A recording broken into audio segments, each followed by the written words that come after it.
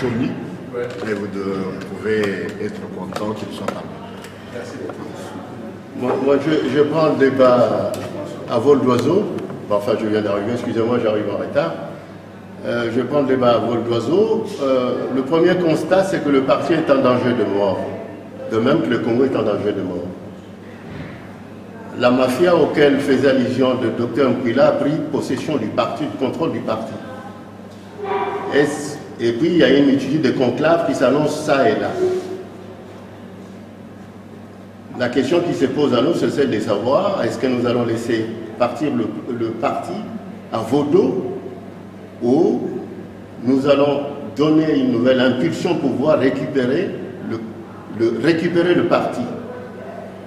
D'un côté, vous avez le traitement qu'on nous réserve, c'est ce qui est en cours d'ailleurs, en nous parlant, de subir le même traitement que les MLC à la mort de Lumumba. Le MLC a volé en éclats par le force de l'intérieur et le force de l'extérieur. L'UDPS a été perçu comme le nouveau MLC, et avec la mort du président Tshisekedi, l'UDPS va voler en éclats. Parce qu'aujourd'hui, ce qui est évident, c'est qu'il n'y a plus de leadership du tout, non seulement pour le Congo, mais pour le parti aussi. Je posais la question, ça va peut-être vous surprendre, je posais la question du congrès de l'unité au président Tshisekedi avant qu'il ne meure. Comme de même que je posais la question au président Tshisekedi de la nécessité d'avoir à côté de lui une technostructure qui doit pouvoir l'accompagner. La question de la technostructure, je l'ai posée en 1987.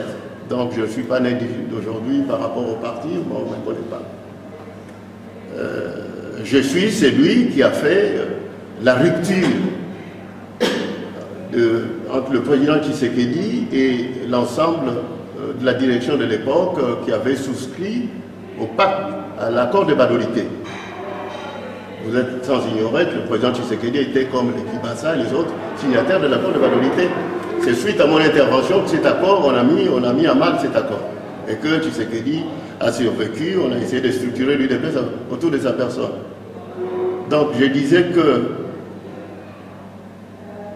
le parti, aujourd'hui, est en danger de mort.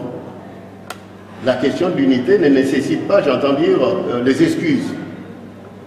Le docteur Mkwila dit des choses sensées, mais il s'est fait que la seule personne qui peut parler au peuple congolais être suivi, c'est Tshisekedi, mais Tshisekedi n'est plus là. Vous avez au parti aujourd'hui quelqu'un qui dirige le parti qui ne connaît pas le parti. Pourquoi il est là? Qui l'a fait nommer? C'est vrai, c'est que le docteur Mkwila dit que depuis 2007, la famille de Tshisekedi a considéré que Tshisekedi était mort et que politiquement, il n'existait plus. Pour vous en convaincre, le 15 juin 2015, le président Tshisekedi me fait venir à l'hôtel Montgomery. Il arrive avec le jeune Bona et il demande à Bona de nous laisser à deux. Parce qu'on avait l'habitude de parler depuis l'époque Mobutu. Et il me pose la question suivante. Moi, ça m'avait beaucoup surpris. Il me pose la question de savoir s'il est encore capable de faire la politique. Vous entendez ça? Est-ce que vous pensez que je suis encore capable de faire la politique? Nous sommes au mois de juin 2015. Ah ben, je l'ai regardé droit dans les yeux, comme si ce qu'il m'avait fait.